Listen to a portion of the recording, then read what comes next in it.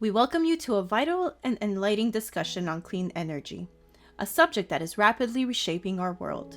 In a panel exploring the issues of clean energy, experts from OREC, the David Suzuki Foundation, and a passionate resident of Prescott Russell discuss the topic. You will encounter a diverse voice and perspective from experts who are deeply invested in the future of energy. They navigate through the complex terrain of clean energy, examining its implications, challenges, and opportunities. From exploring the evolving definition of clean energy to discussing the societal, environmental, and economic impacts, this conversation aims to provide a nuanced understanding of a topic that is at the heart of contemporary environmental discourse. Well, thank you very much for having us. My name's Dick Bacher. I'm on the board of the Ottawa Renewable Energy Cooperative, have been since it started in 2010. And my background is rural Ontario. I grew up in a store farm, but worked in high-tech telecom, internet, computing for 25 years, and got involved in OREC because I saw when we created OREC, I saw the future evolution of the electricity grid as very similar to what had happened in the previous 25 years in the telecommunications and computer industry. Hi, my name is Katie Perfit, and I'm the Clean Electricity Campaigner with the David Suzuki Foundation. And I've been in this role for the past year, but it's not the first time that I've worked with the foundation. About a decade ago, I joined their team and worked on an environmental rights campaign when I was living out in Halifax. And then in the middle, I was working on a lot of different issues related to climate change and Indigenous rights with an organization called 350.org. But in the past year, the main focus of my work at the David Suzuki Foundation has been really focused on building public support and public participation in the development of Canada's federal clean electricity regulations. So that's been the bulk of what I've been up to for the past year. Hi, my name is Marian Sikorski. I'm the General Manager for the Ottawa Renewable Energy Cooperative, OREC. And I joined OREC in September 2022. I had previously worked all over the world in international social development projects, pivoted then to environmental education. But when I came back to Canada, I had the opportunity to join OREC, and it really brings together the different sort of experience I had in the past. At OREC, we are a for-profit cooperative of almost 1,000 members now, and we have 24 renewable energy projects in Ottawa and much beyond now as well. Hello, I'm Renewable, and I'm here today to talk about clean energy with you all. I'm quite passionate about sustainable development, and although that's such a big term and it involves so many things, we can't get to net zero or the big ambitious goal of the federal government until we have more clean energy. And so I really want to be part of that conversation. The first question of this engaging panel discussion dives into defining clean energy, probing its characteristics, risks, and distinct elements, while seeking examples such as solar farms and their technological aspects. The discussion touches upon a range of topics, including its inclusion of nuclear energy in the clean energy spectrum, the importance of localizing energy solutions, the deceptive use of clean energy terminology by polluting industries, and the broader implication for society, economy, and environment. This rich dialogue serves as a platform for comprehensive and critical examination of what constitutes clean energy and its role in the future. Clean energy. So clean energy is energy that is non-emitting greenhouse gases, that is renewable.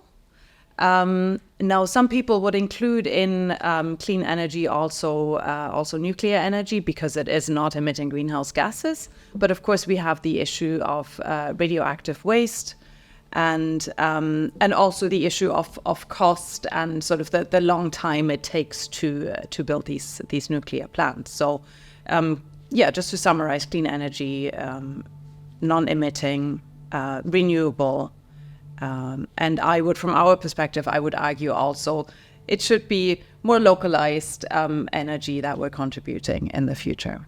Yeah, and I would say the David Suzuki Foundation shares a lot in that answer.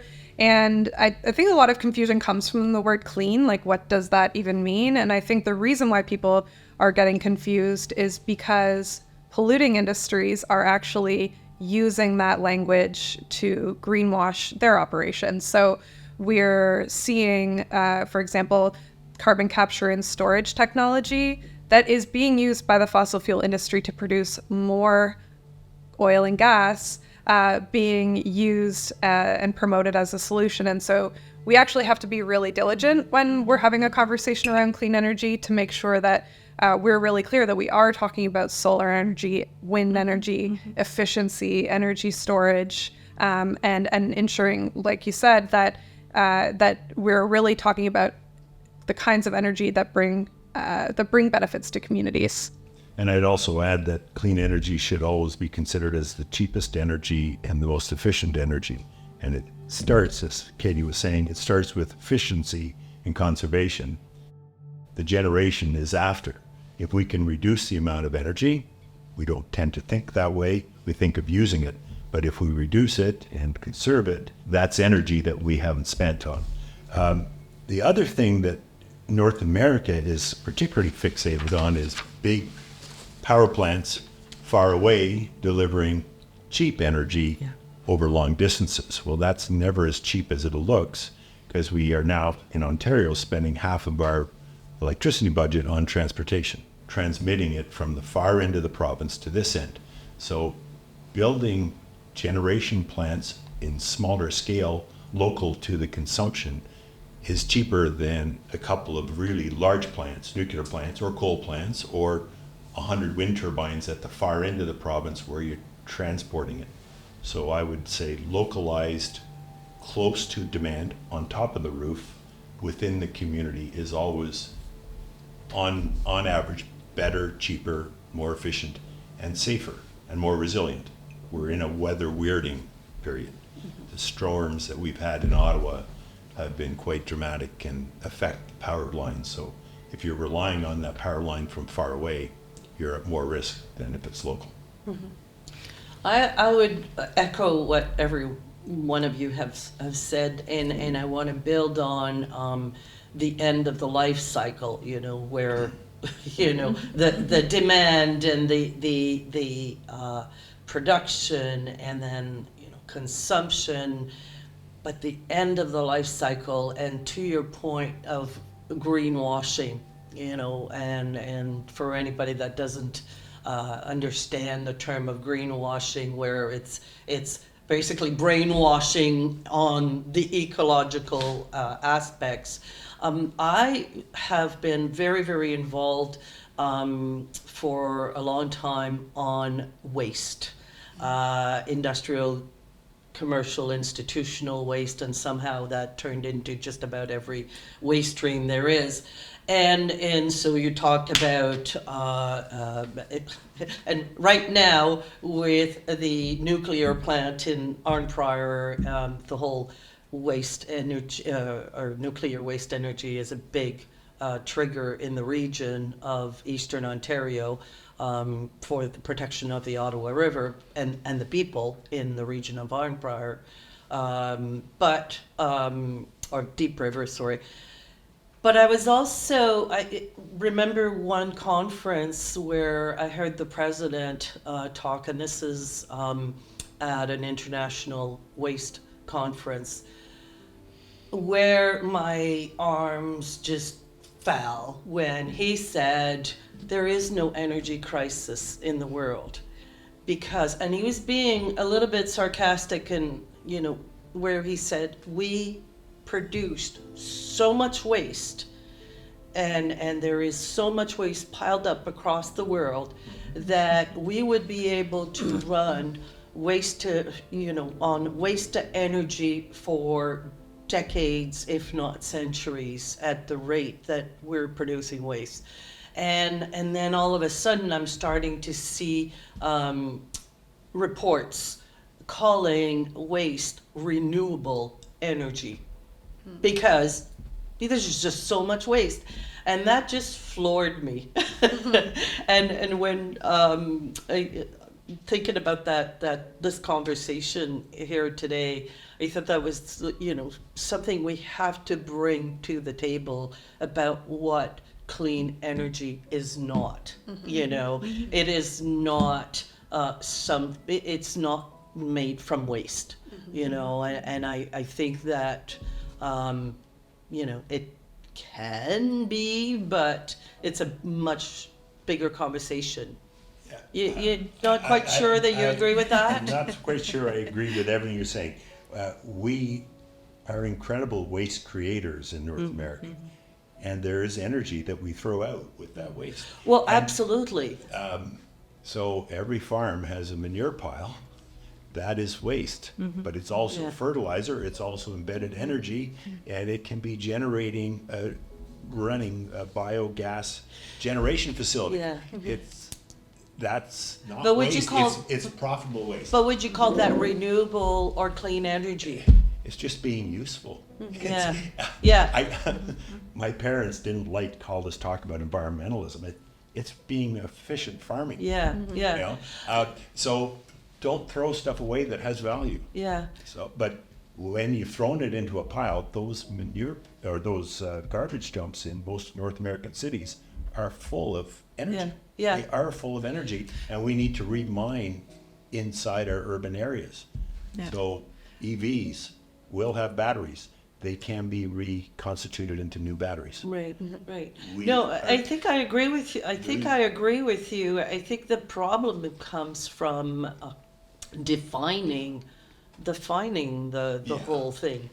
Yeah. Well, I so- think it also brings up this whole topic of a circular economy, Yes. right? Where Right. we need to move away from a linear economy where we produce and then we throw things away. We need to make our economies circular in that we try to reuse and upcycle as much as we can, and then only the little waste that is left, Yeah. we then have to. Yeah.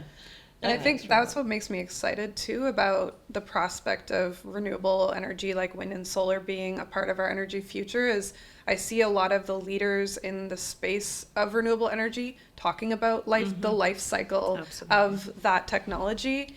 Whereas if we're talking about fossil fuels, we're digging it up, we're piping it, and then we're burning it into the atmosphere. Whereas with solar panels and wind turbines and batteries, these are all things where we're thinking about the life cycle of that product, and the impact of that. There's no energy source that has no impact, but how much lower of an impact it is when you think about that solar panel not only producing energy for its lifespan, but what it can be made into once it's no longer viable.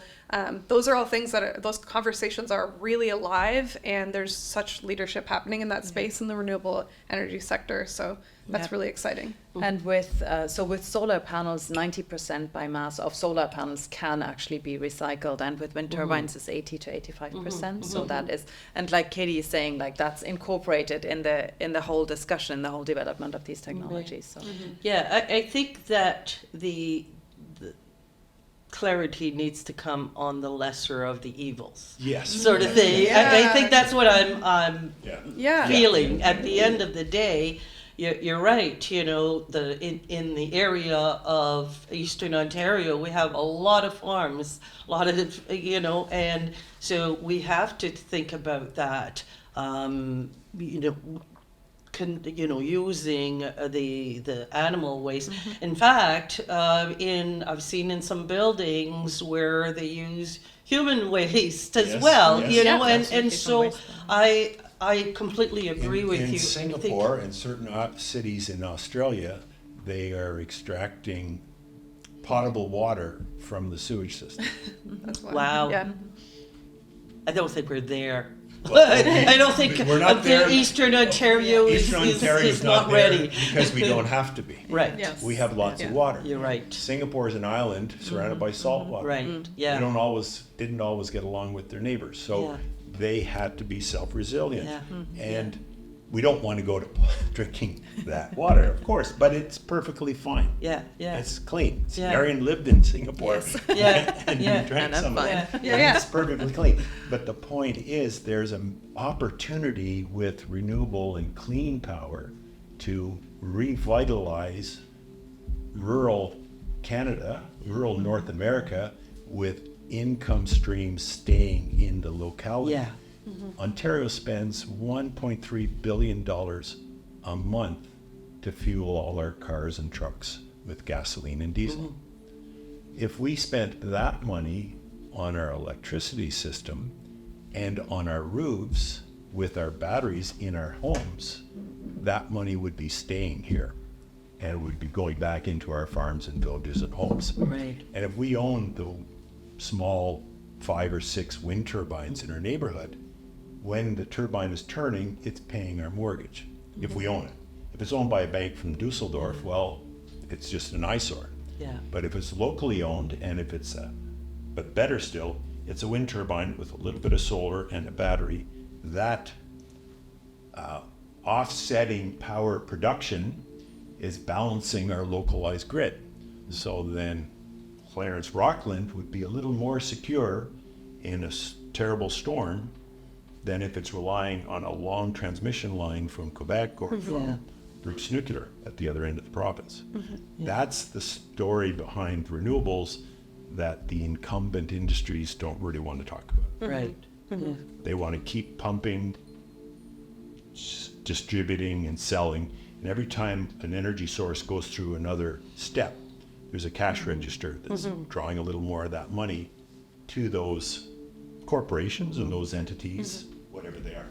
You think there has to be a lot of raising awareness, which OREC does and the David Suzuki Foundation does and other groups in terms of clarity.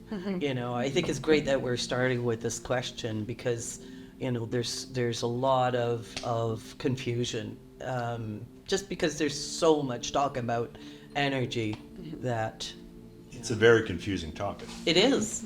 It is. Most people just want to plug in the wall Right. Yeah. and fill up their car and get. Most of us aren't interested in the nuances of energy. Right. We have our day to live. Yeah. you know. Yeah, it's so Challenges important, still So right? much, yeah, there's so Yeah. much on people's plates. There's But so, yeah. And I just want to build off what you said. Like, for me, part of defining clean energy is like, what are the values that are inherent in it? Because for me, if there's a 50-acre solar farm that's owned by Shell, that's not really getting at the kind of future energy system we need. Like, we want for our energy system to be more democratized. We want communities to have control over the energy that is powering our lives, rather than the situation we're in now, which is, international corporations that are lining the pockets of their CEOs and shareholders. They're making decisions about things that impact our lives in great ways. And so this conversation about what is clean is also what is more democratic, what is local ownership and benefit. Like, all of those things are inherent. So, but not everyone defines clean that way, right? So yeah, it really is about making sure that we're communicating that vision really loudly so that people understand. And making the connection for clean energy to health and wellness. You know, how much we are spending on our healthcare system, the pressures that it could take off of the healthcare system, of the economic, support system. And if we were wiser, we would look at the bigger picture and connect the dots. I think that would help a lot. Yeah, absolutely. And I think that's something that is often missed in the conversation. I notice here in Canada, or at least in Ontario maybe, is the cost of inaction. Yes. The fact that in Canada, there are 15,300 premature deaths per year from air pollution. Yeah. In Ontario alone, it's 6,600 per year. That's incredible. But And nobody. what about all our growing elderly population, Yes. or even people suffering of any age of asthma, and, Exactly, you know, all exactly. of the respiratory Yeah.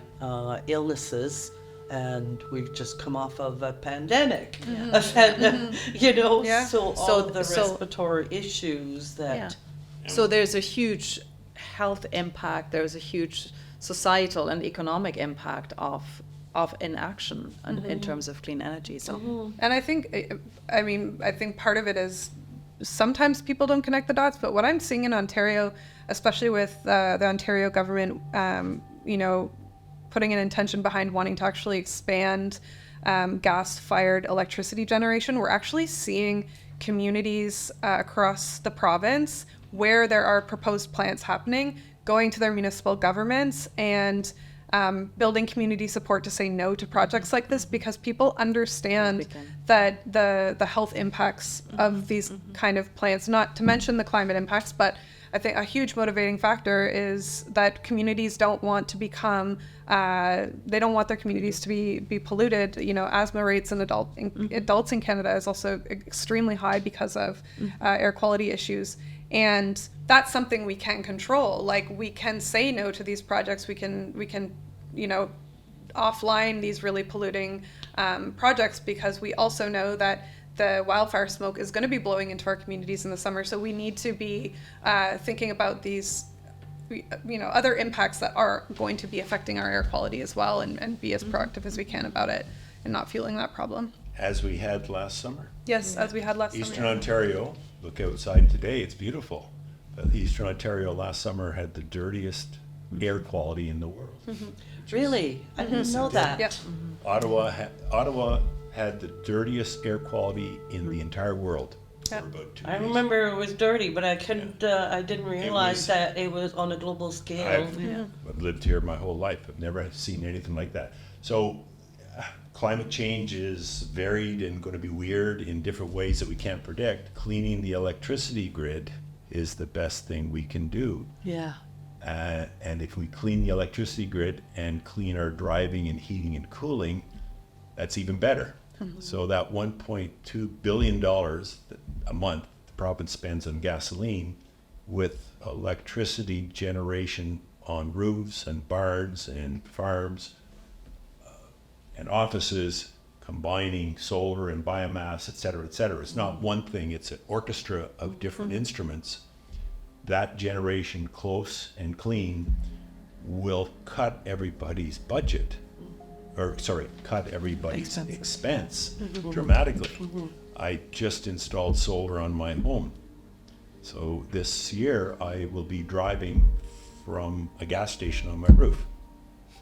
I've prepaid That's neat. and put in an assurance policy against rising prices. I think it's important to reiterate the local factor. Yes, I think so. Because we're talking about electricity, and that doesn't mean that we have to build another dam. It doesn't mean that, you know, and that's where, you know, the conversation at the end of the day is about the greater picture. Yes, yeah. Right. And I agree with Katie. Ontario was absolutely wrong to be trying to build more gas plants today. But politicians are always of two or several minds at the same time. So while one part of the provincial government is pushing gas plants, and thankfully many of them are being refused, another part is starting the push towards distributed energy resources, which is small, localized generation, conservation, a mix of those things. And they're actually being serious for the first time that I have noticed. There was a lot of talk and action on renewables 10 years ago, but it wasn't consistent through the government. It was imposed by a certain part of the government on the rest of the government. Now there seems to be a consistent talk, not real action yet, but it's coming down. And I know in discussions with Ottawa Hydro and the Ontario Energy Board and the IESO, the planners, regulators, they're all starting to use the same words of distributed. They never did 10 years ago. They just wanted to build big nuclear, big coal, big power plants. And now they're talking the right way. So it's the citizens, and I don't think education on its own is all that useful. It's good, but if you see projects, solar and wind, then you become acclimatized to it and understand it and start to visualize it. So I think we need more action and more assets in communities, and that'll bring education. Right. Yeah, it's And not price it's not a one course or going to no. attend one seminar or even even though it helps the organization for people to say, oh, I'm going to join a group or whatever. It's a journey, isn't it? Journey. It's a journey. Yes, it's a join a group. Join OREC, please. Or the David Suzuki Foundation, or But it's mostly speaking to people who have knowledge and learning, and it's a series of steps. Like, we're not going to all buy EVs tomorrow, or all put on solar, or all do heat pumps. But if you do one of those each year, you will eventually be going down the right path. But if you avoid the learning process in steps, it just makes it more expensive later. And spend more.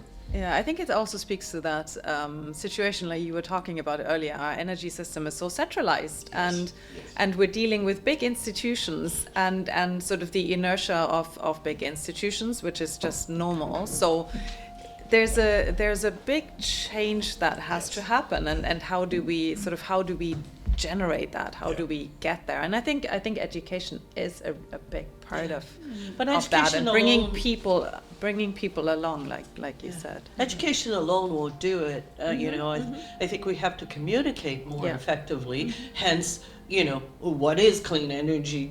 Define what is and is not.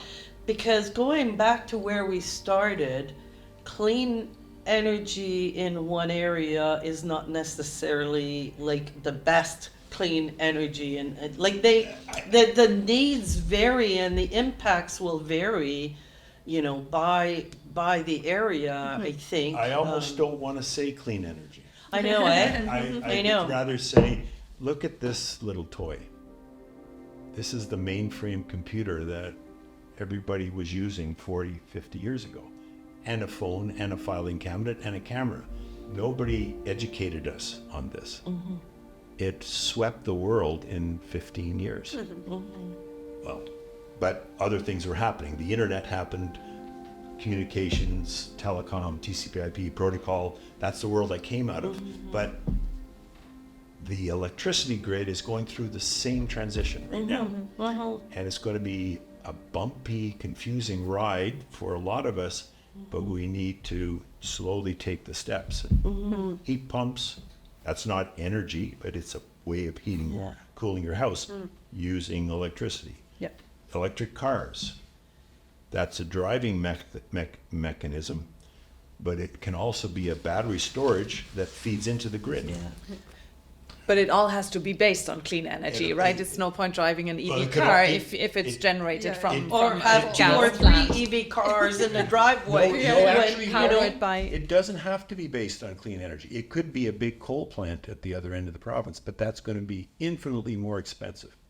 It could be based on 15 nuclear plants, but that's going to be so expensive and inefficient and dirty with all sorts of problems. So it should be based on clean energy.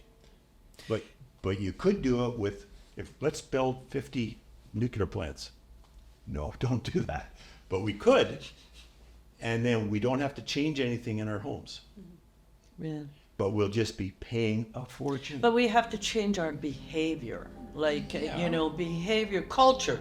Culture has to, understanding, the difference between needs and wants, and the cost of the mammoth systems. And as I said, you can have a number of electric cars, but if you're working from home, do you need, you know, I think looking at everything, of how we consume, The consumerism, exactly, you know, that sort of permeates that our is society. so important. Yeah. Yeah. But I think maybe just following up on what you were saying, and really to spell it out, is the fact that renewable energy, solar and wind, has come down in Oh. price so incredibly over the last Yes. It's the 10, cheapest. 15 years. It's the cheapest Yeah, source it now. is So the cheapest. it It does is the make economic sense, Oh, yeah. besides certainly what drives me, sort of the climate crisis and the Yes. need to get away from fossil fuels. Yes. So just those two benefits really come together. Absolutely. Yeah. No, I'm not Yes. disagreeing with you. Yeah, I just I think know. that the incumbents want to keep doing what they've done. Mm-hmm. The pension funds that fund the power system as it is want to finance a great big nuclear plant that the taxpayer is guaranteeing. I don't want to guarantee that. Yeah. Yeah. Just one last thing on this. Boy, that was it. That's quite the conversation for one question. Just one last thing, you know, you mentioned a big corporation earlier, you know, I understand what you're saying, but at the same time, you know, if the big corporations are starting to fund large projects of, you know, whether it be solar or wind or, you know, some of the new technology, is that, you know, there's been so much debate about, Yeah. you know, whether to endorse, appreciate it or bash it. And, Yeah. you know, I would think say that's a big It's a question. challenging one for sure. Like I think, you know, the companies and that I've named, these are the world's richest corporations. And so what we've seen as a trend is like a lot of talk about efficiency or moving, you know, starting to invest in renewable energy, and it is like a fraction of a percent of what they're spending on the alternative, which is destroying our climate. So I think what they should be doing is considering themselves energy companies and not oil and gas companies, and investing in energy that makes sense for communities. But that's not what's happening, and they want to. These companies have an extreme profit motive, and so their focus is on the oil and gas. Do I think that they should be investing in renewable energy? Sure. It also goes back to that conversation about like the values that we believe in, and I believe in democratizing our energy system. I believe in local ownership and local benefits. That's not what profit motive driven these companies do. That's not the Right. business they're in. So I think if they want to do those things, it has, for me to feel like I would support it, it would have to, you know, respect Indigenous rights and titles, which these companies are Right. notorious for not respecting. There has to be community benefits, which these companies, you know, tend to not do. It has to have all of these things. So yeah, I challenge those companies to do it, but we'll see. Yeah, it goes back to the idea of the bigger picture. You know, I Yeah. think you hit the nail on the head in the civic matter. It's not just, because sustainability is not just economic or environmental, it has the social pillar as Yeah. well. Yeah. So. As the speakers discussed the factors hindering the rapid adoption of clean energy in Canada, they compared the situation with Europe's faster progress, attributing the lag to factors like low energy prices and government regulations favorizing centralized power plants. The discussion highlights the role of local communities like the one in the United Counties of Prescott and Russell and the Indigenous group in advancing clean energy initiatives. This emphasizes the need for national and provincial clean energy plans and substantial investments in the sector. Challenges such as regulatory barriers and the need designed for project management and change management strategies are discussed. The panel also touched upon the importance of adapting to new technologies and the potential for rural areas to contribute significantly to clean energy development. The conversation underscores the complex interplay of economic, regulatory, and cultural factors in shaping Canada's clean energy landscape. So I've traveled through Europe, and the energy adoption there has been very rapid in the last 10 years.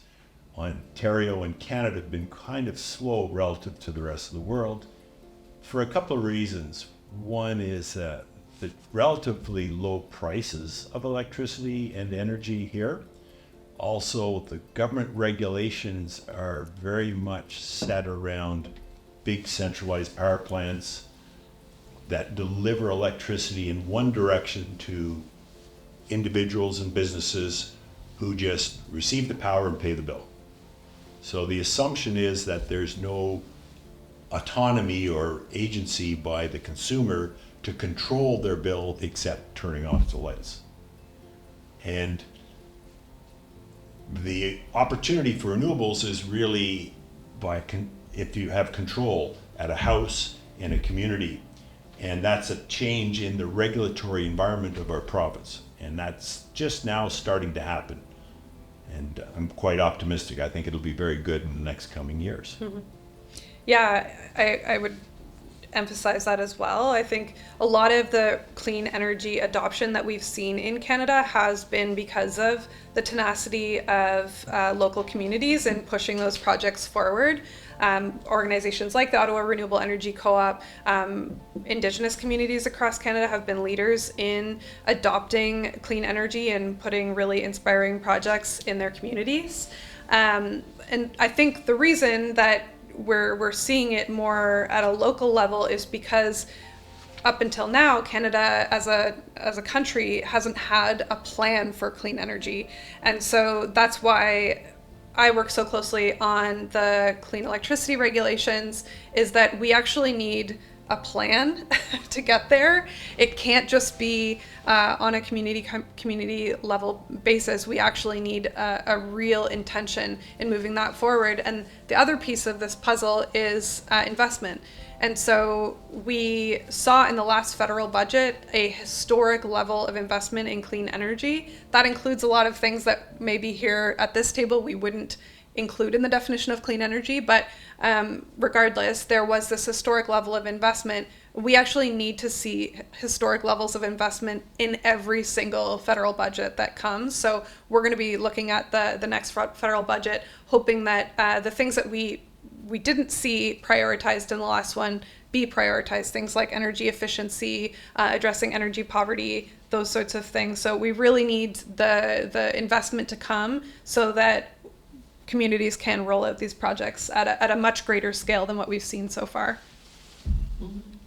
I think it's a really interesting question, and I'd like to maybe just add some data as well.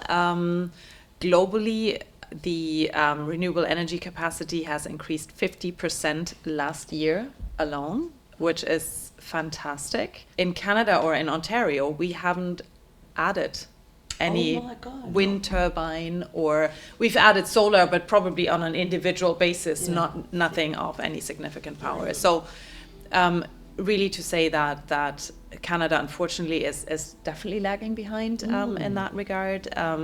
You mentioned, Dick, that part of the reason is the cheap price of electricity, and yes, it's cheap on your hydro bill in international comparison, yet at the same time it's us as taxpayers who pay $7 billion in subsidies in Ontario alone to keep those rates low. So they're not really cheap. We're just paying from a different pocket for that load rate. And the electricity rates, they may stay low, but for people who are heating their home with oil or gas, those price shocks are really hard on low to medium income level households. And so to me, I think we can't actually afford for us to continue to lag behind in terms of clean energy adoption. Absolutely. People can't afford to pay for energy right now in Canada at the kind of fluctuating rates that we're seeing. And so the sooner we can transition to energy that, we know the price, we know how much kilowatt of energy is going to cost from a solar panel for the next 20 years when we sign that contract for that project. So we need to be investing in this more secure, reliable, steady source of energy that can help continue to bring our energy prices down. Actually, it's 30 years. 30 years. It's a solar project. There you go. Waiting 30 Even to better. 50 years. Even better. Yeah. Everyone says 20 because there were contracts let for 20 years. Right. But they're going to continue Yeah. producing well beyond that. And the cost of solar on its own has come down about 90% since we started. Wild. The first project that OREC built was $7 a DC watt. That's just a number. The next project that we build will probably be under $2 a watt. And that's what's happened to the raw cost of generating. And that is producing for the life of the project, which can be 50 years. You know? The same things happen on wind and biogas and run-of-river, all the other technologies. I think I want to build on what you noted about, not having a plan at the federal level or provincial level, or what's that old expression, if you don't plan to fail, I'm not sure that's the exact one, but it's not only, planning to have clean energy, having a federal strategy or a provincial strategy, but project management, planning, and change management. I think those two, there needs to be a lot of improvement in the way that they're approaching. Could I address that? Yeah. In Ontario, in Canada, we have to realize that, or keep in mind that the federal government has no authority Right. over the provincial electricity systems. So Ontario is on its own for the most part. The federal government controls interconnection of power grids, but our grids are generally connected south to sell electricity. They're not connected very well east-west. And each province has its own natural attributes of weather and geography. Ontario is blessed with hydro right beside Toronto. Quebec has big hydro plants far away. But the Canadian power, renewable energy sector basically moved to Alberta in 2018 when the Ontario government changed and they canceled a lot of projects. Everyone went to Alberta because Alberta's electricity grid was liberalized and opened up. So there was competition and the ability for companies to connect, build a power plant here and sell that power to another entity over there. You can't do that in Ontario because of the regulations. So that's the kind of thing that has to come into play in each of the provinces. The federal government can't force it, but they can encourage, bribe, and plead. They can't make the province change. They did they did get Nova Scotia to make some very good changes in the last couple of years. And Alberta did it on its own. Ontario is now starting to redo the mistakes of 18.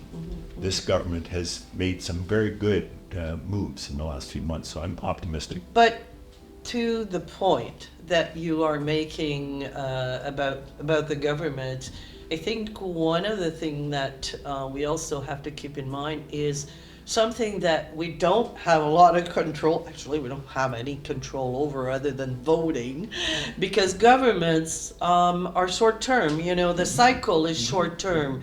So, 4 years, that's part of our infrastructure, and it's just the way it's going to work at every government level. And so, and planning these big changes take a lot of time. They're a long process. And so that's where I think what you were mentioning about the people's involvement and engagement in community plans. So I wonder if you, from OREC's perspective, like how does it differ from how are the challenges different from a rural community like the ones we have in the United Counties of Prescott Russell, like the projects in the rural region, compared to the city in terms of challenges? Are they different? Well, the big difference in Ontario is the regulation. That determines what we can do.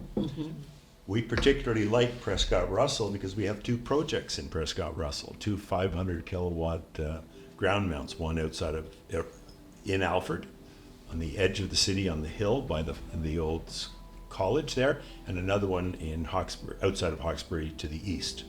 So those are projects that are connected to the distribution grid. They're feed-in tariff contracts.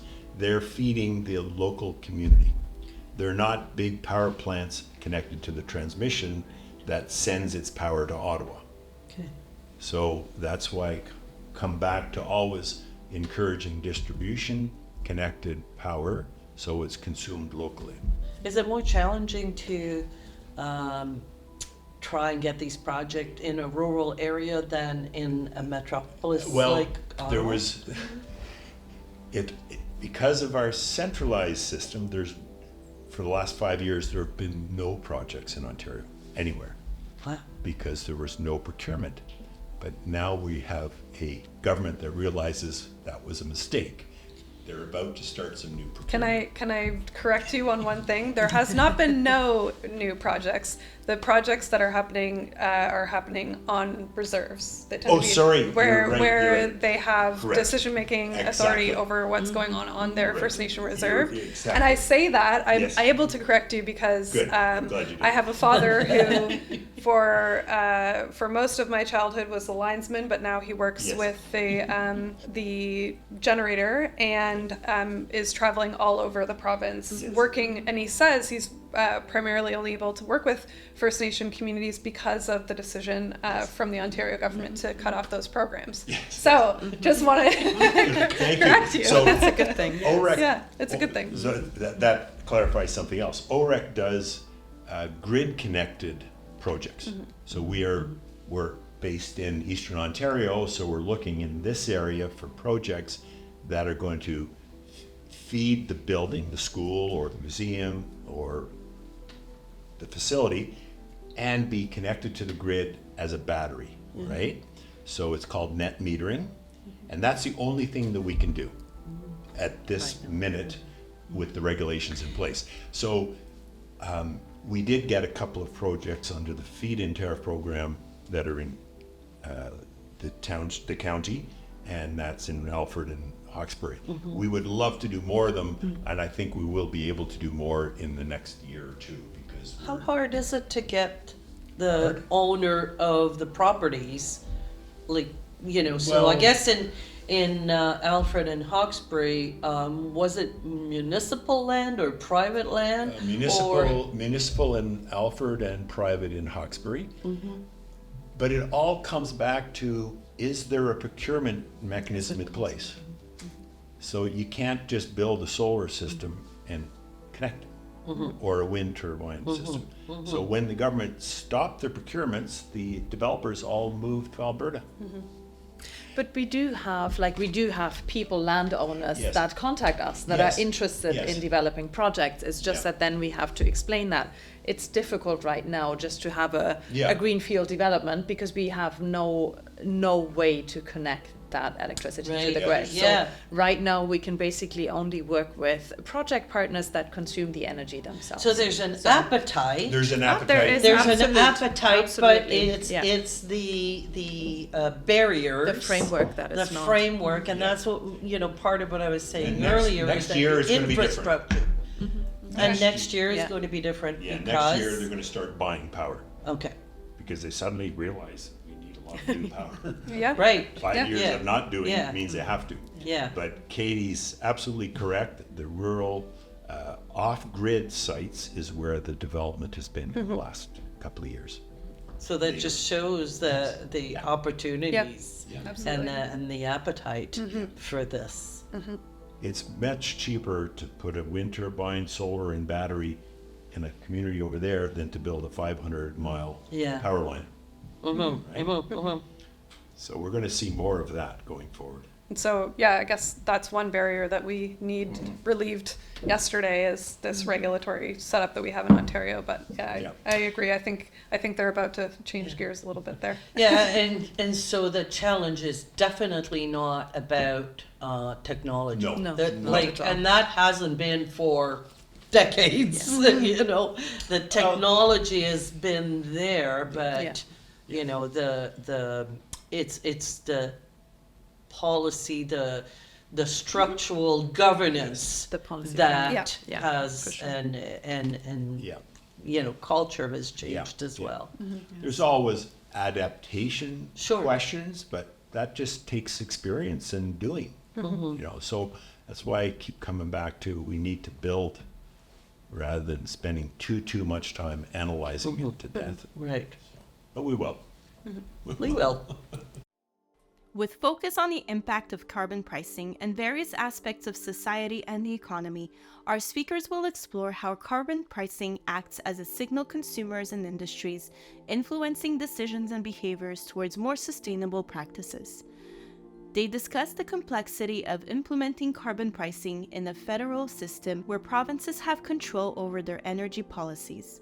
The conversation also touches on the need for comprehensive approaches that include not only carbon pricing, but also supportive public policies, regulations for renewables, and consideration for public transportation and remote work. The dialogue highlights the interconnectedness of various factors, including misinformation, economic pressures, and the necessity of addressing both urban and rural needs in the transition to cleaner energy and more sustainable practices. Well, one of the most topical questions these days is the carbon price, or as some people say, the carbon tax. I happen to think that it's a very good program that the federal government put into play, where we know that the cost of burning fossil fuels will be rising over time. And that is, I think personally, price signals is the best driver of change and action. Because if we know that something's going to be more expensive, we're going to use marginally less of that. And our decisions on energy are 10,000 decisions in a day. It's not one decision. You buy a car once, but you're filling it up and you're using it and making purchases constantly. Having a price on carbon is a signal to the world, to the consumer, to the individual, to the mother and father and child, if they're aware of pricing, that something costs more and something else costs less. And it will enable new markets for renewables, I think. I just think it's a good thing. And for the most part, people are getting more back than they're paying. It's only the very wealthy that are paying a little more for the carbon than they're getting back in rebates.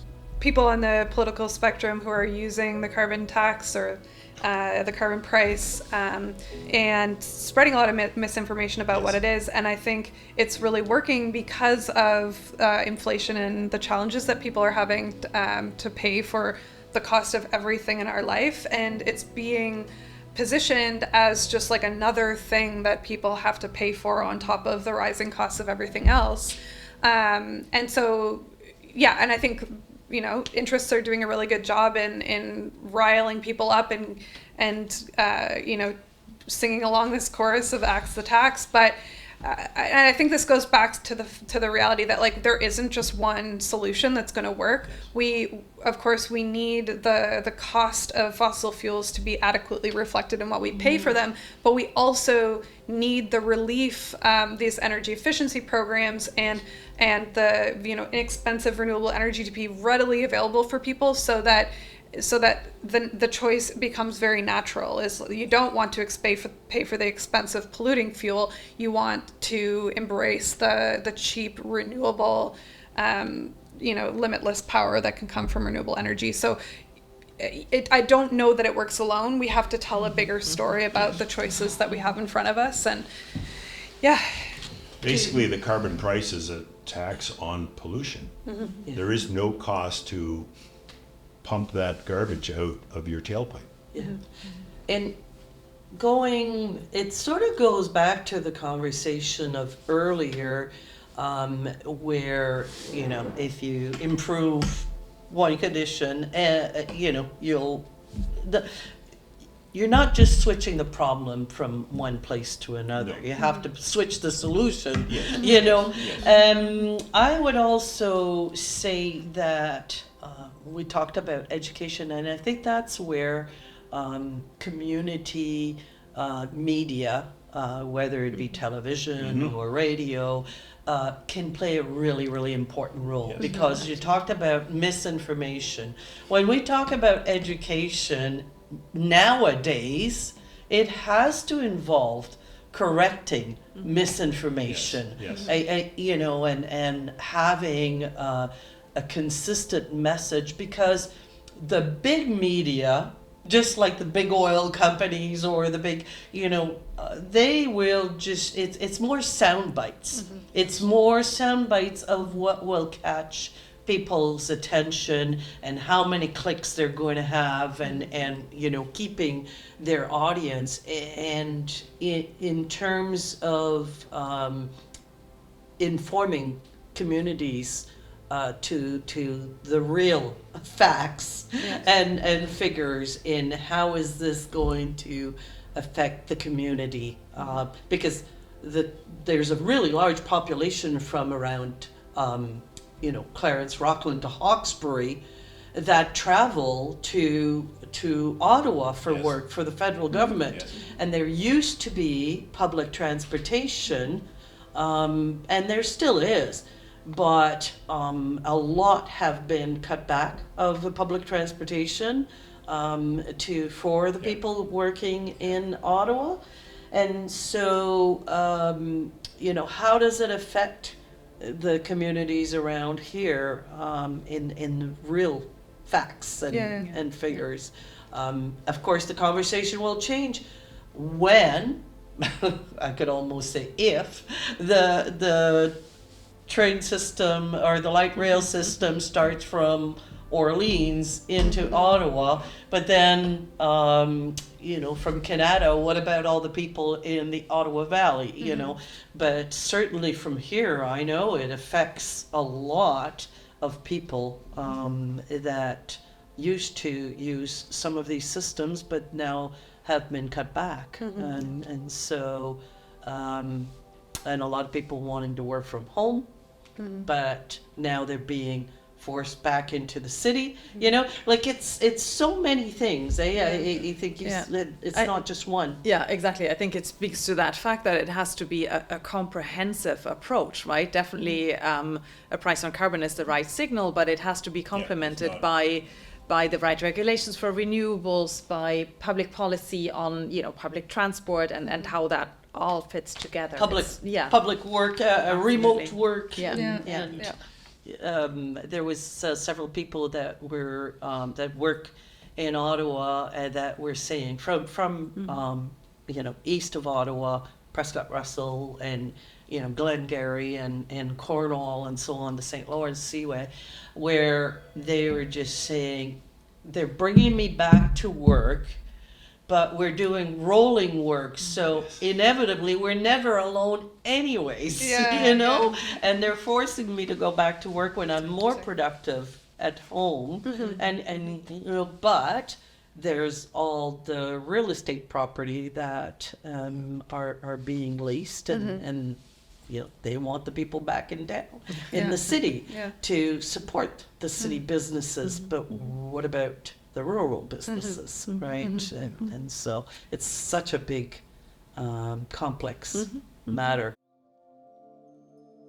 exploring the multifaceted impacts of delays in adopting clean energy, highlighting the interconnected nature of environmental, societal, and economic consequences. The discussion will now emphasize on the urgency of transitioning to clean energy, noting how delays exacerbate issues like climate change, affect health and wellness, and hinder economic opportunities. Covering the beneficial aspect of clean energy, such as an improved affordability of electricity, job creation in the clean energy sector, and enhanced community well-being, the panelists also touch on the role of community involvement in energy projects, stressing the importance of local benefit and ecosystem preservation. Additionally, they discuss the potential for innovative application of clean energy technologies in various settings and the significance of countering misinformation and fostering awareness about the clean energy's positive impacts. When we delay clean energy, we're delaying a whole host of benefits that come with the energy transition. And I'll just name a few. I think the big one is one we've talked about at length, is the affordability piece, is the ability for us to stabilize and reduce the cost of electricity in our lives. So the affordability piece is so important. There's also the climate impacts that we can have an impact on. So as we shift to clean energy, we're reducing the amount of pollution we're putting into the atmosphere, which is making it possible for us to lessen our impact on the climate crisis. And that's so important because we know, regardless of whether if we stop producing carbon tomorrow, we're still going to be living with impacts, and it's to what extent are we actually fueling that and adding on top of that. So really wanting to reduce the impact of the climate crisis. We don't need more forest fires and extreme weather. Of course, we need less of it. But I think the other pieces that are really compelling in terms of Prescott Russell, and I think about this too a lot as someone who comes from the Ottawa Valley, is thinking about the opportunities that come from an economic perspective when we're making this transition. There are so many more jobs in clean energy than there are in the oil and gas industry. And the David Suzuki Foundation did a really great set of modeling to show that Canada can get to 100% clean electricity by 2035 by prioritizing wind, solar, transmission, storage, and efficiency. And that alone, just those pieces, the construction, the electrician jobs, like all of these workers that we need to build that system, that 77,000 jobs would be created just in that alone. And Clean Energy Canada has come out with incredible numbers about like the spin-off economies that are involved in this, and there are hundreds of thousands of jobs that can be created, and those jobs are ones that are in community, like Prescott Russell. So there's just such a huge potential to put a lot of people to work in building the energy system of the future, and that's very exciting. And then I think there's also like sort of the health and local ecosystem impacts. When we're not burning fossil fuels, we're protecting our children as they go to school. Like electric buses, they don't have to breathe in diesel smoke. Our solar panels don't spill oil, So I think we're going to a technology that has a lot less human health and environmental impact. So I'll leave it there, but there's so much in that question. I couldn't agree more. I'm not quite sure what to add. I mean, you've already also addressed the health effects that we spoke about earlier. And I guess that's why it's really exciting to work for OREC, because this is exactly kind of the work that we want to do, that we involve the communities and we keep the benefits of the energy transition local. Mm-hmm. That the local grid benefits, the local electricity system is more stable. There are local jobs. People benefit financially from those projects. So it really all comes together. Mm-hmm. We like at OREC, we like to say that our intention is to raise community capital to invest in projects close to home, so that the jobs, the electrons, and the profits stay local. Yeah. For me, it is so tied to health and wellness, because we cannot overstress the impact of climate change. I mean, just especially for seniors. When you look at you hear in the summer, the factors, it will feel like. And the more we're certainly, well, across Canada, our population is aging, and we have more and more seniors to look after. And for a short while, I worked in a senior residence. It was a private senior residence, small rooms, and not every one of them had air conditioning. And it is absolutely hell for the seniors, and anyone with respiratory challenges. And even when they have air conditioning, they can't step outside. And we're also looking at people with heart disease. It's not just respiratory, it's cardio, it's there's just so many issues around health, but also wellness. There's a real fear and mental wellness. The youth are getting really scared, and there's this eco-depression. It's to me, that's just as important as the physical side of things. So we have to give them a hope. And really it's such a major factor. And then tying that to the economics, so many people are worried about their economic future, and that stresses them, and that stress causes a number of it's the rippling effect of it all, I think. Yes, and if you look at Prescott Russell, 50 years ago, there were 20 or 30 cheese factories and small breweries all over the region. There's one cheese factory in Prescott Russell now, in Embrun. And they were approached to be bought out by a big agro corporation, but they resisted. We formed a co-op, and it's still running. And now they are the only employer in cheese production in this area. So I think there are very few opportunities for suburban rural farming areas outside of farming and or commuting to the big city, unless we get production into our local communities. And renewable energy is one way to do that en masse across the whole country. And it's not going to be the same thing in every area. It's dependent on the attributes of that community. So looking outside right now, there's a lot of sun here. Right now. And there's good wind often, and there's rivers and biomass from the farm. So there are opportunities. We have not used those in the past because we didn't have to.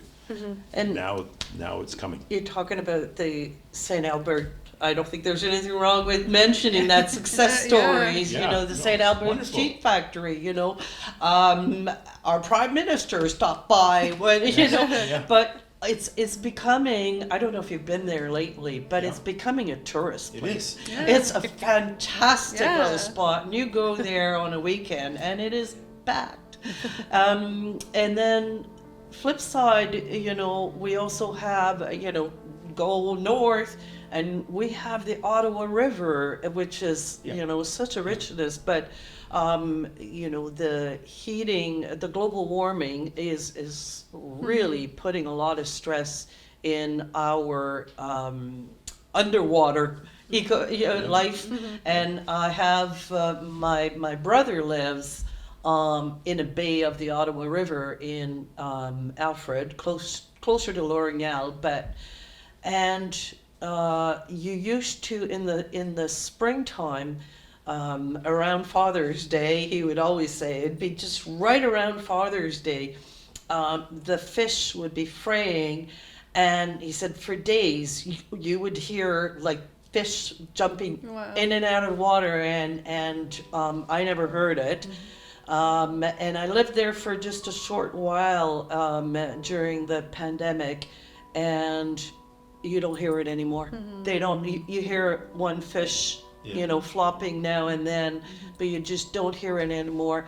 The frog, like there was a frog spawning area, wetland that somebody came and filled in and built a house on, and so the whole you're literally. I was camping in Algonquin Park last summer, barely heard a loon, barely saw any wildlife, and that was the place to go, right?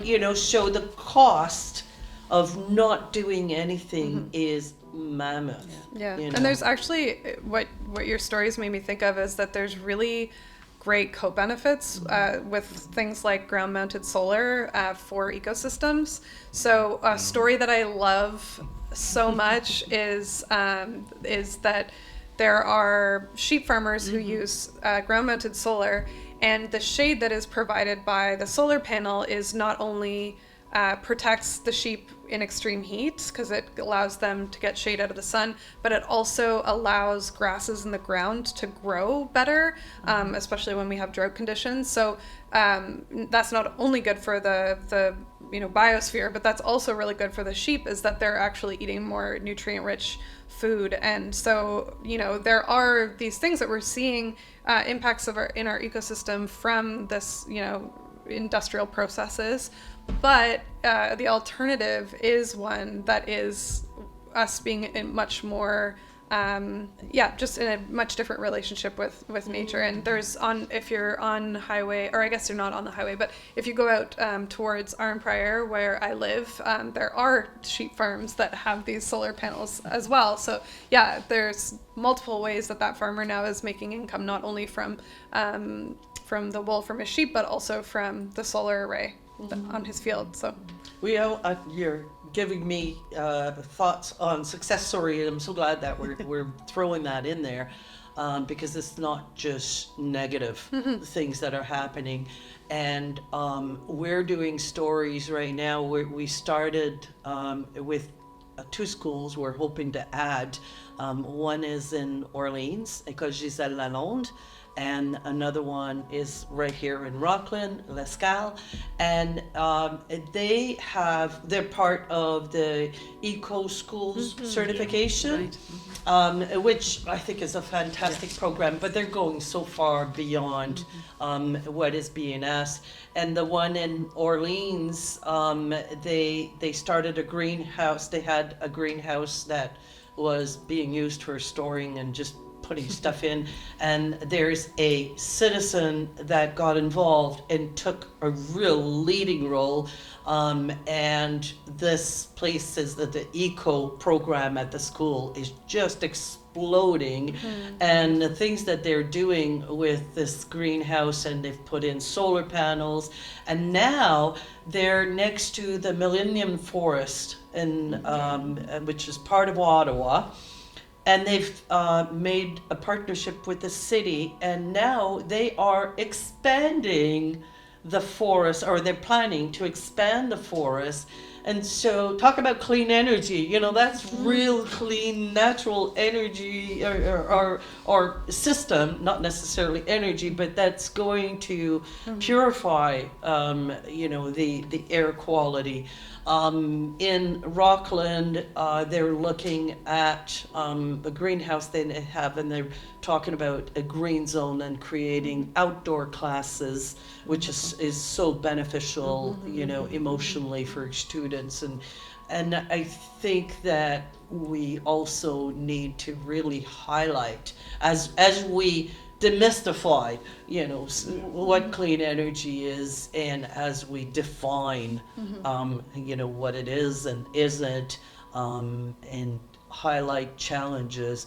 we also have to really spend quality time in finding the success stories, you know. And I don't know what you think about, you know, how it's going with OREC, but No, absolutely. Like I said before, the great story with OREG is that we involve communities in our projects and help them benefit from them. And we're actually looking at the opportunity of agrivoltaics right now. We've been approached by someone who would like to cooperate with us in that regard. And actually the added benefit is also that the solar panels operate better, apparently up to 10% better if there's agrivoltaics involved. For some reason they kept cooler that way. Oh, wow. Okay. And I guess through maybe the vegetation that is... The weed count is down, there's more airflow. Yeah.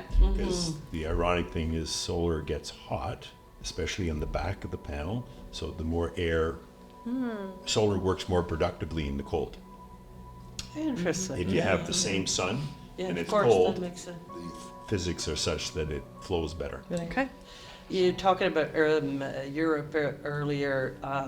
I remember seeing you know, to your point of solar panels for the sheep. You know, there's an awful lot of car shelters Yes. in Yeah. Europe Yeah. that are solar panels. You Yeah. know, and tons. Yeah. There's so many applications. Yes. You know, the roof, the fascia, the Yeah, car yeah. park, the barn, all of those assets that we spend money on could be generating for us as well.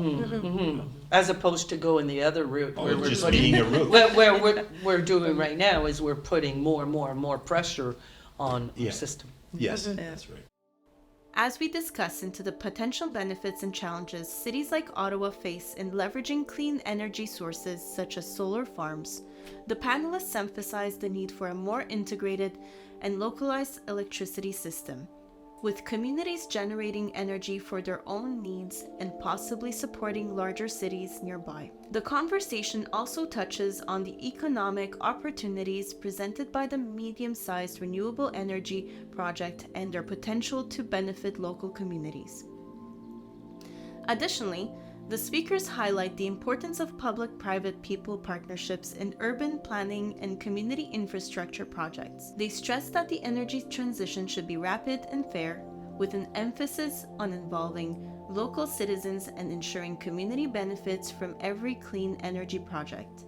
This approach, they argue, is crucial for the successful adoption of renewable energy solutions and for building resilient, sustainable communities. I think the electricity system needs to be more integrated across regions, and Ottawa and Eastern Ontario, Southeastern Ontario, where we are here at Rockland, can work together as cells that connect, as opposed to everyone relying on trunk lines from Toronto/Bruce Nuclear.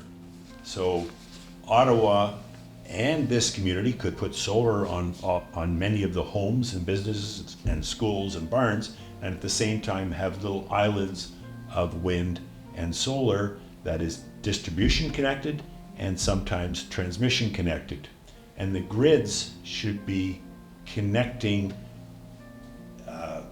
to one another as opposed to all connecting back to the big trunk lines of the transmission grids. That gets a little technical, but it means that we're localized more so than we are now. OREC's not really in favor of massive solar farms and massive wind turbine projects, but that's the way our electricity system operates now. Going forward, there's going to be some of that, but it should be minimized and localized so it can be connected to Toronto, who always need the power, and at the same time connect to smaller communities that are local, that are closer. And I'll just add to that, like, we're expecting that we need to double or triple the energy capacity we have in Canada to meet the growing demand from electrification and, population growth and the higher demand from that. And we also know that Canada has an aging electricity system that really isn't meeting the needs of the system that we want to build. And so we know we have to invest in our energy system. Why not make it more smart? Like what you're saying is to turn the levers on and off, to move power from one community to the next that are close to each other when there's excess or when the rate's really cheap or whatnot. So yeah, it's about really investing in our grid to make it smarter, and that's an investment that we need. It's a public good, and it will make us more resilient in times where, you know, we do have high demand because of a heat wave or the power gets wiped out from a storm. As if we're more decentralized in that way, we can be back online quicker, and make sure people get the power that they need.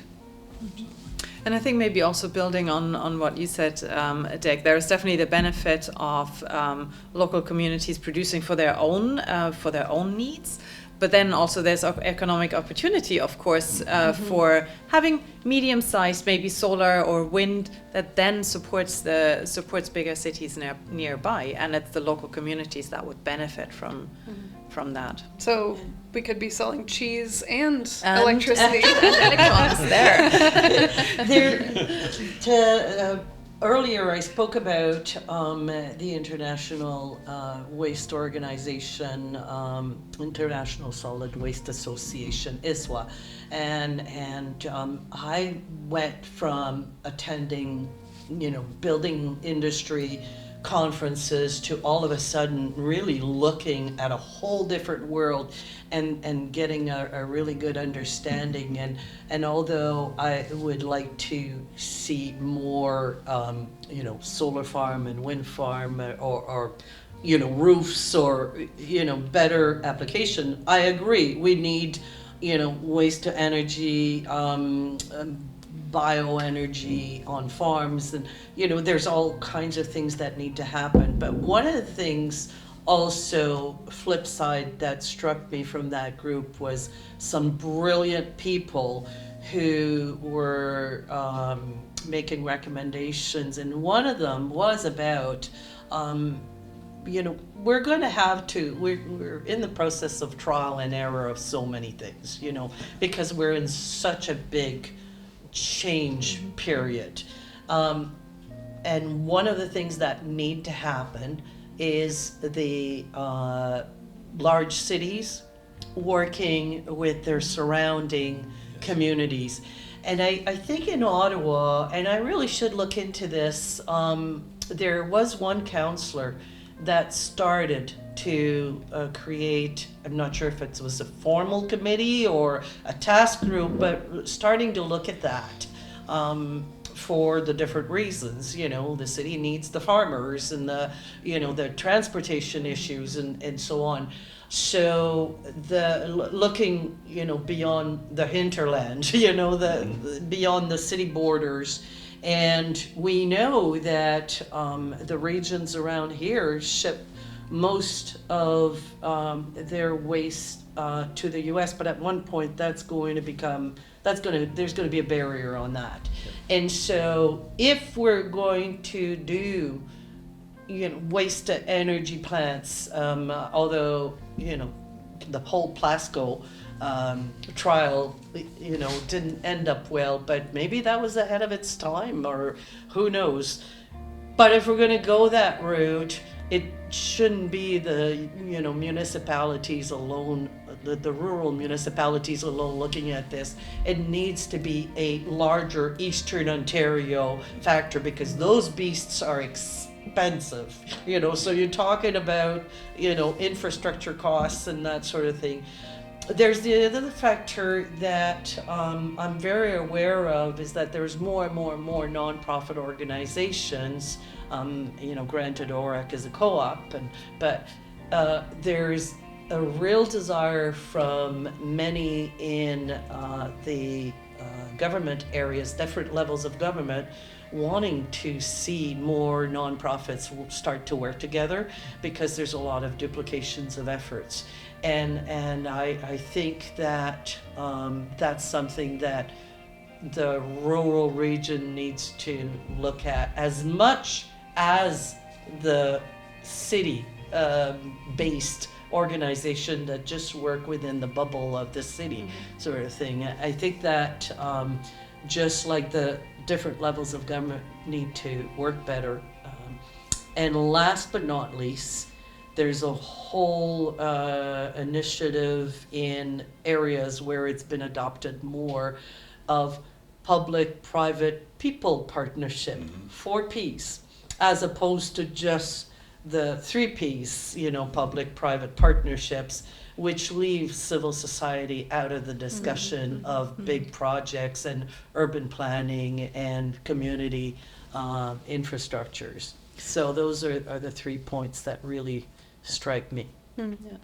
Yeah, there is a group called Ottawa Community Benefits Network, and that's exactly bringing in the communities into these bigger discussions and seeing how the communities can benefit from these projects.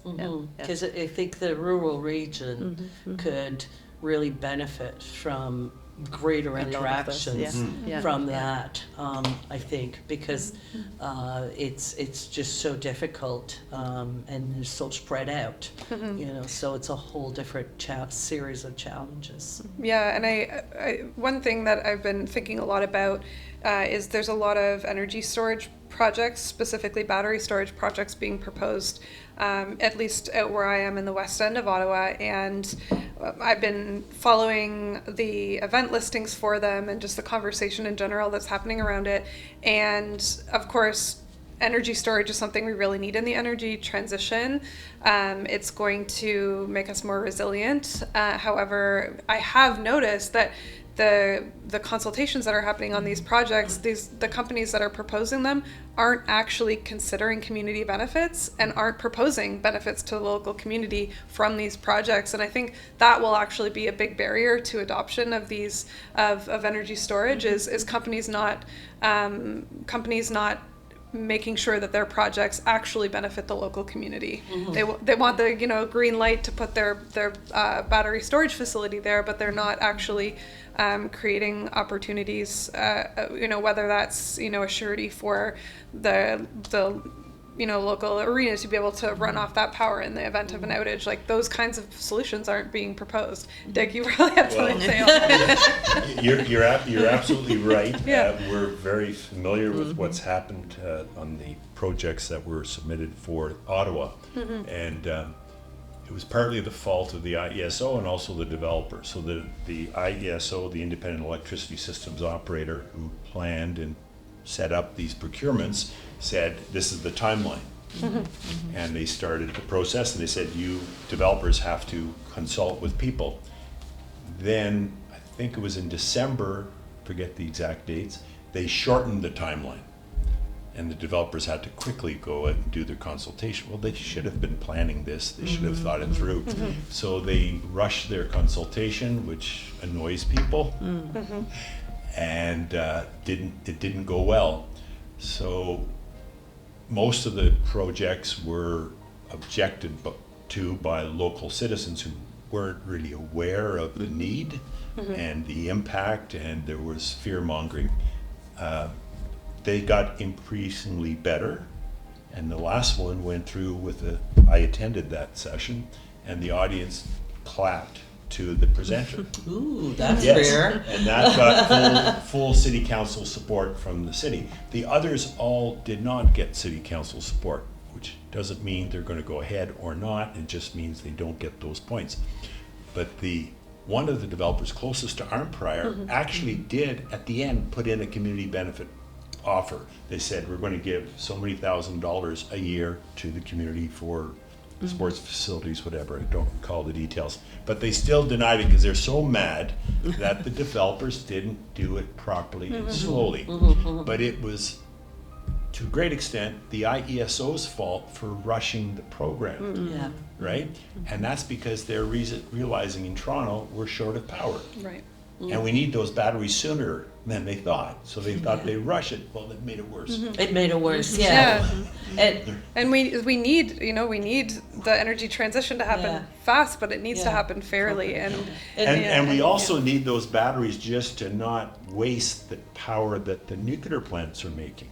Because they're making power all night long, and the consumption is at different times. So we need to time shift that in that transition. So. And just to finish or build on what you just said, the whole public project delivery process has to change to be more integrated, design and lean planning. You know, it has to take more advice from the experts, and because net zero and regenerative projects are happening all over the world, they're just not happening on the low bid process. And like experts include local citizens too. Like people Right. know Yes. people know what they need, Yes. and if a project comes in and they don't see Yes. anything for their community in it, why would they say yes? And that's where the P4s are really making a difference. I'm glad that the facility near Arnprior like moved to do that. But I think every single battery storage facility, every single wind farm, every single solar array that is put up, the developers should be thinking about what is the value add for this community? How do we bring value to this community from this project? And OREC does that inherently as a co-op, exactly. Which is amazing, but not, unfortunately, our world, there's more than co-ops. Municipalities need to do a better job. But that's definitely an area where we as an organization see a niche for us, Yes. where we can So bring much that leadership. local Yeah. perspective and involve communities in these bigger projects as well. Yeah. Yeah, Yeah. because we do need some big projects. We do. Yeah. As we conclude this insightful journey into the realm of clean energy, we reflect on the comprehensive and enlightening perspectives shared by experts and passionate individuals. Throughout this discussion, we traversed a landscape rich in complexities and possibilities. From defining clean energy and its multifaceted nature to tackling challenges in adoption and the transformative role of carbon pricing, our exploration has been both profound and thought-provoking. We dive into the delays in clean energy adoption and their far-reaching impacts on society and the environment. The potential of cities like Ottawa in harnessing clean energy sources, particularly solar farms, was illuminated, highlighting the need for integrated, community-centric approaches. This documentary serves as a testament to the critical role clean energy plays in shaping a sustainable future, urging us to engage, adapt, and collaborate for the betterment of our communities and the world at large. Okay, well, call to action, I'll just have two. The government of Ontario and the regulators should loosen the electricity grid regulations so that there can be more competition, more suppliers to the grid, and more local ownership of that grid, and more ways of delivering and reducing our electricity bills through virtual net metering and other technical things like that. And then on an individual basis, utilize that carbon rebate that we're getting to reduce your carbon impact. So use that little bit of money, which is going to grow, to reduce your consumption, insulate, heat pumps, solar if you can, participate with other people that are trying to do that stuff. So find people who know a little more, join OREC if you're so inclined, and help us pool that money with others to do medium-sized projects in your community. All right, I'm also going to offer two calls to action. I agree. I think everyone who's listening should become a member of the Ottawa Renewable Energy Co-op. Remind me of the membership fee. So it's a $100 membership time. share. Okay, so One that's time. one-time membership, and you'll probably get that back in a carbon tax rebate. So use that to join the Ottawa Renewable Energy Co-op. And I joined as a member last year, so I'm, follow my lead. But the other call to action, besides that local action that Dick mentioned, is if you want to support the application of ambitious clean electricity regulations, if you go to davidsuzuki.org/clean electricity, you can sign a petition that actually emails your elected representatives as well, letting them know about your support.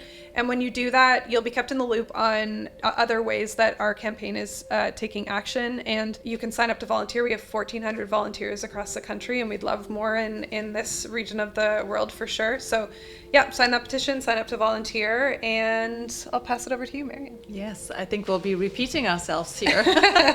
So, yes, if you found this conversation interesting, look us up. We're OREC at orec.ca. or drop us an email at info@orec.ca. If you'd like, join us. We're a community of almost 1,000 members with a lot of knowledge and a lot of experience to share also in how to navigate this energy transition, and what EV to buy, and how to buy a heat pump and all these things. So there's a lot of knowledge to share.